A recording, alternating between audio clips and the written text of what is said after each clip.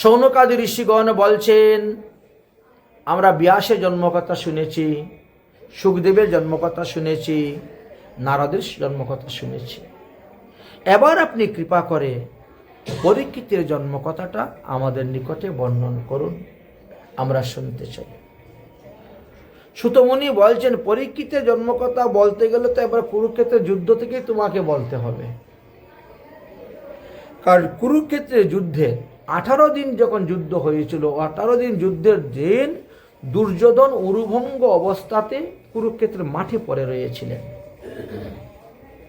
সন্ধ্যার সময় অশ্বত্থামা, কৃতব্রহ্মা আর কৃপাচার্য তিনজন গিয়ে উপস্থিত হয়েছেন দুর্যোধনকে দেখার জন্য। অশ্বত্থামা বলছেন, দুর্যোধন, তুমি 18 দিন যুদ্ধের মধ্যে আমাকে একদিন সেনাপতি বানাইলে না।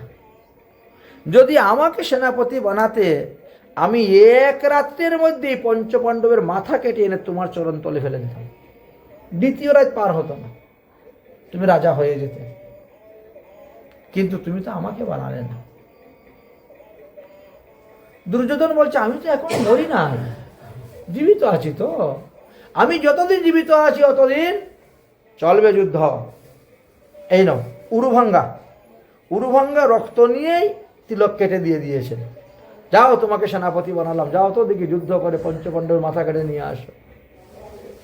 গেলেন অশ্বত্থামা। অশ্বত্থামা রওনা হয়েছেন। অন্তর্যামী ভগবান তো সবই জানেন।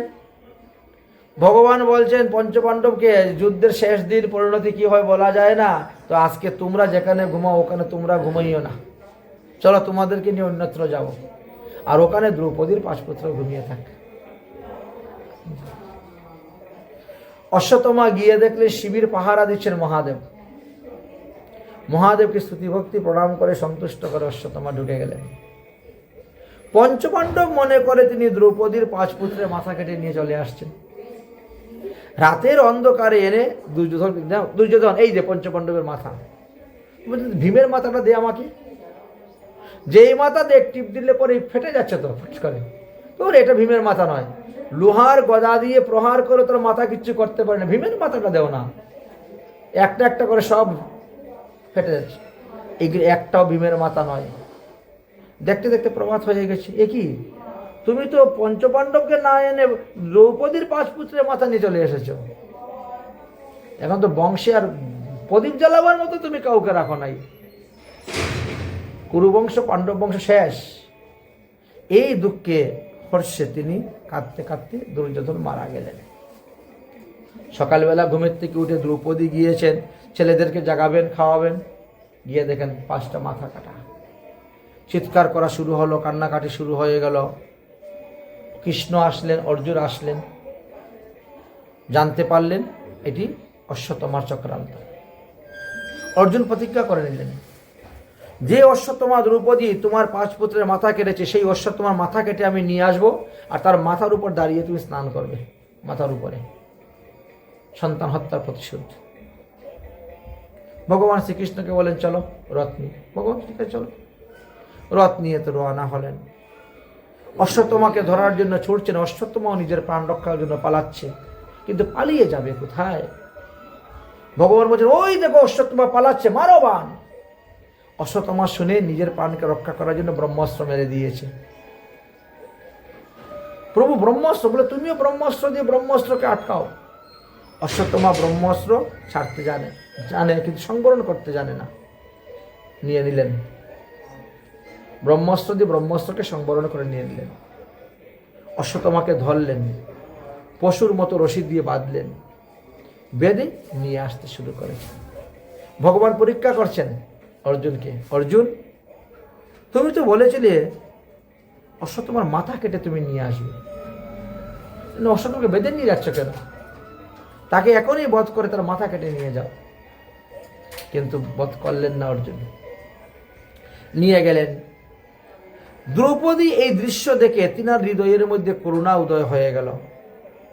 তিনি বলছেন, মুচ্যতাং শীঘ্রই ব্রাহ্মণাং নিত্যতাং গুরু। ছেড়ে দাও, ছেড়ে দাও। গুরুপুত্র, গুরুপুত্র গুরু সমতুল্য, তাকে ছেড়ে দাও। কারণ তাকে বধ করলেও আমার 5 পুত্র জীবিত হবে না। আমি আমার 5 পুত্র হারিয়ে যেভাবে কান্না করতেছি, অশ্বত্থামার মাও তো সেইভাবে কান্না করবে। আর একটা মায়ের মনে দুঃখ দেওয়ার দরকার নেই, তাকে ছেড়ে দাও। তখন ভীম আসছে অশ্বত্থামাকে মেরে ফেলে দিতে। দ্রৌপদী বাধা দিচ্ছে, মেরো না, মেরো না, গুরুপুত্র ছেড়ে দাও। এখন অর্জুনের প্রতিজ্ঞা কি ছিল? অশ্বত্থামার মাথা কাটবে। আর দ্রৌপদী বলছে না, ছেড়ে দাও। তাহলে উভয়ের প্রতিজ্ঞা বাক্য রক্ষা হয় কেমন করে? তখন বললেন যে ব্রাহ্মণের মস্তক মুন্ডন করে দেওয়া তার বধ সমতুল্য। এই জন্য অশ্বত্থামার মস্তক মুন্ডন করে দিলেন। আর অশ্বত্থামার যে অহংকার ছিল, যে মণি, অহংকারের মণিটা তুলে নিলেন। বললেন যে এবার ওইখানে ঘা হবে, আর ওই ঘা যখন দেখবে তখনই তার মনে হবে এই আমার এই পাপের ফলে আমার এই হয়েছে। সারা জীবন এটা পস্তাবে। ছেড়ে দিলেন। কিন্তু অশ্বত্থামা সেখান থেকে মুক্ত হওয়ার পরও তার মনের ক্রোধ নিবারণ হলো না। ক্রোধ নিবারণ হলো না। তারপরে তিনি সময় সুযোগ বুঝে কি করলেন? 6টি বাণ মেরেছিলেন। পঞ্চপাণ্ডবের উদ্দেশ্যে 5টা বাণ, আর পঞ্চপাণ্ডবের বংশধর রূপে যে উত্তরার গর্ভস্থ শিশু অভিমন্যু নন্দন, উত্তরার গর্ভস্থ শিশুর উপর লক্ষ্য করে তিনি 1 বাণ মেরেছিলেন। বাস্তবে ওই সময় তো ভগবান শ্রীকৃষ্ণ দ্বারকায় যাওয়ার জন্য তৈরি হয়ে গেছেন, দ্বারকায় যাবেন।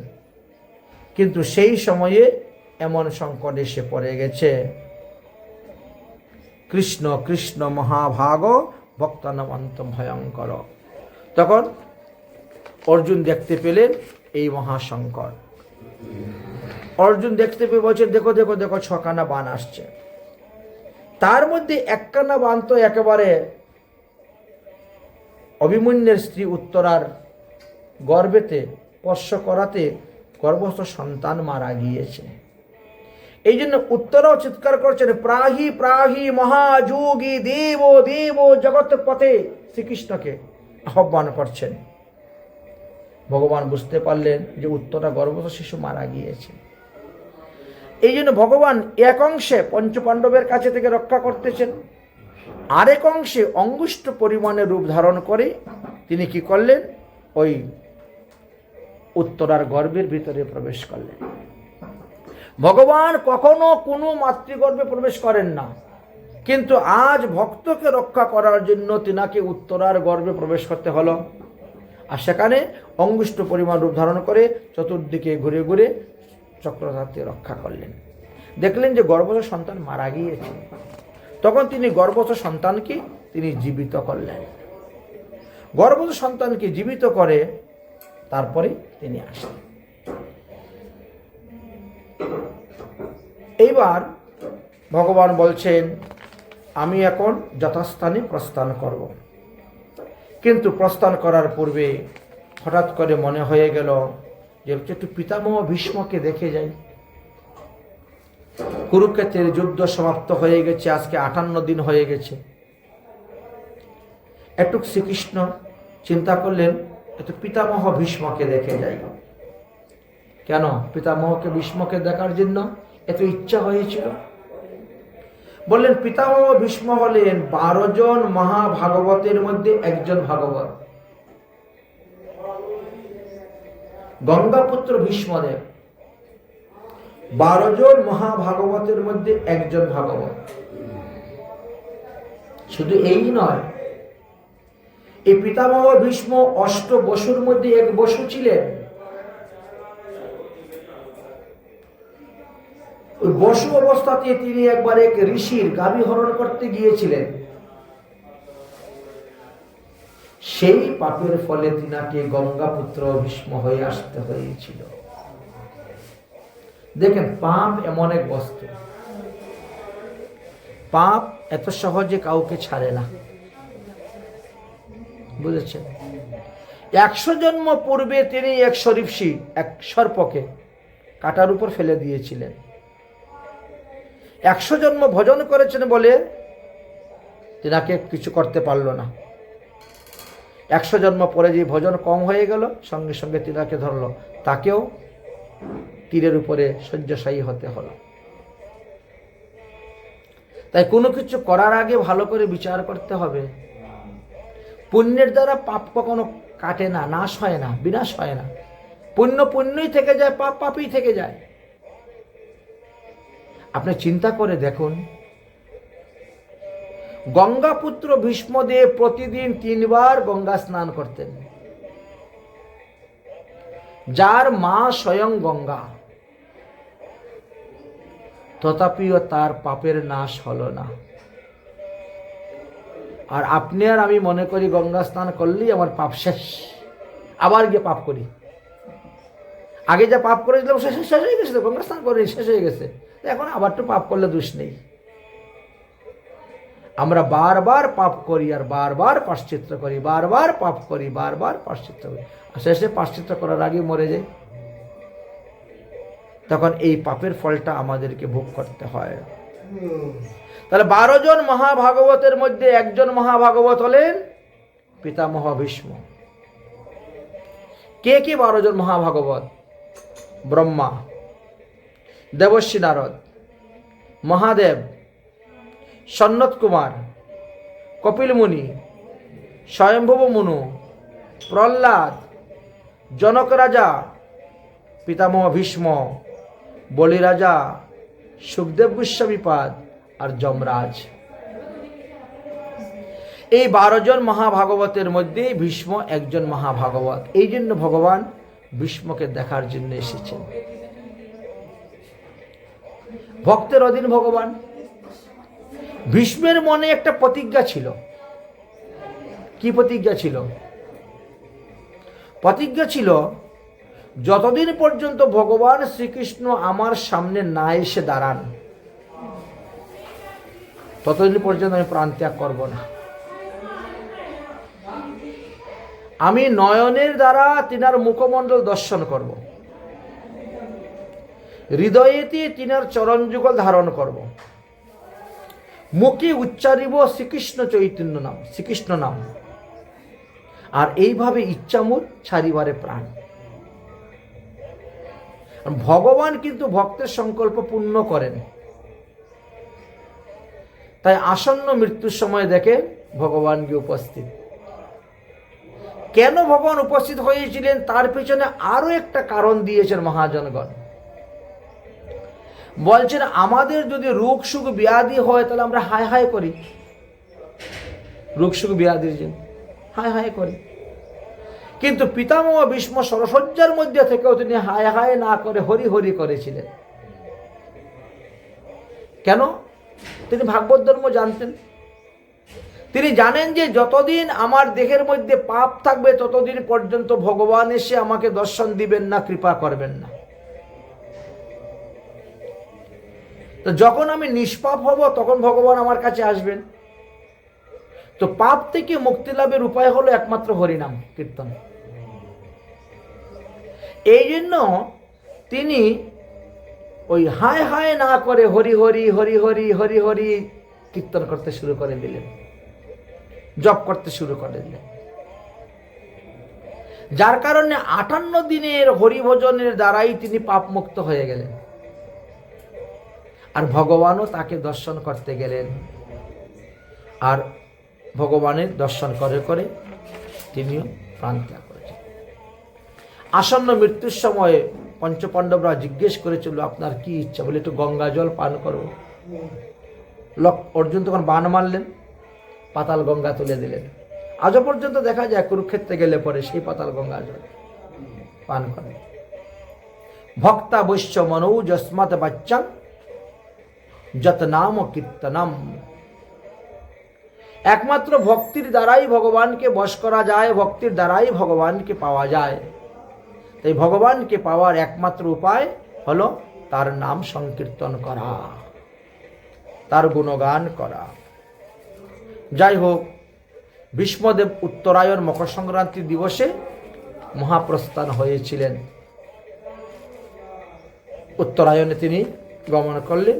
আর ভগবান শ্রীকৃষ্ণ তখন সেখান থেকে দ্বারকার অভিমুখে রওনা হয়ে গেলেন। দ্বারকার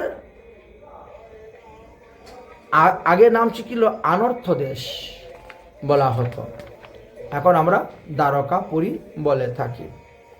ভগবান যখন দ্বারকাপুরীতে গিয়ে প্রবেশ করলেন তখন দ্বারকাবাসীগণ সবাই আনন্দিত হয়ে সন্তুষ্ট হলেন, প্রসন্ন হলেন। অনেকদিন পরে ভগবানকে পেলেন, খুশি হয়ে গেলেন।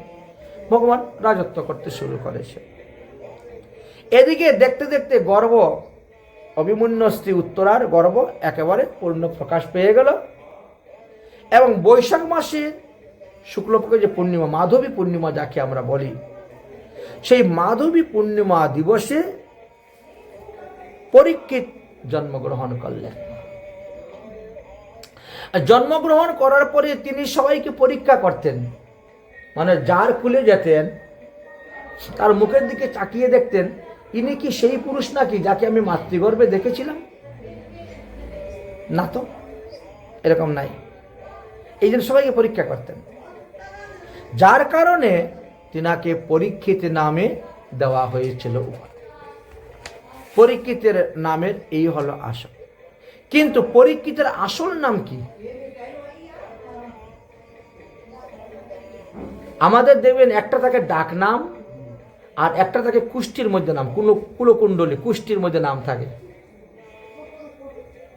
কুষ্টির মধ্যে যে নাম ওটা কিন্তু আসল নাম, ওটা বিচার করে দেওয়া হয় না। আর ডাক নাম একটা না একটা মাঝে ডাকে, আদর করে। যেমন মহাপ্রভুর কুষ্টির নাম ছিল বিশ্বাম্বর, ডাক নাম নিমাই, গোরা, গৌরাঙ্গ, তাই না? কিন্তু কুষ্টিতে নাম ছিল, আসল নাম বিশ্বাম্বর। ঠিক তেমনি ভাবে এই যে এখানে পরীক্ষিতের কথা বলছে, পরীক্ষিতের আসল নাম কি ছিল? পরীক্ষিতের আসল নাম ছিল বিষ্ণুরাত। বিষ্ণুরাত